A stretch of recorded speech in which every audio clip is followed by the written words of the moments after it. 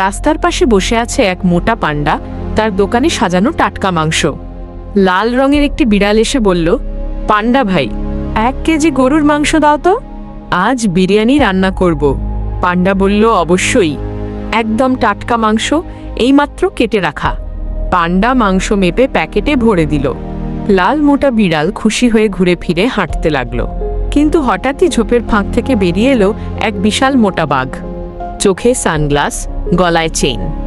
বাঘ বলল, এই থামো, মাংস কোথা থেকে কিনেছ হে মোটা বিড়াল? বিড়াল বলল, আমি কিনেছি পান্ডার দোকান থেকে, বিরিয়ানির জন্য। বাঘ বলল, বিরিয়ানি আমার প্রিয়, এই মাংসটা আমি নিচ্ছি। বাঘ একটানে প্যাকেট নিয়ে ছুটে পালাল। বিড়াল হতবাক হয়ে দাঁড়িয়ে, মুখ কোমড়া। বিড়াল বলল, এই বাঘটার তো একটুও লজ্জা নেই, আমি পুলিশ ডাকবো। পান্ডা বলল, চিন্তা করো না ভাই, আমি তোমাকে ফ্রিতে আর এক প্যাকেট দিচ্ছি। বিড়াল খুশি হয়ে আবার দোকানে ফিরে গেল আর ঠিক করলো আজ থেকে মাংস কিনে সোজা দৌড়ে বাড়ি যাবে। আপনাদের জন্য কষ্ট করে ভিডিও বানাই।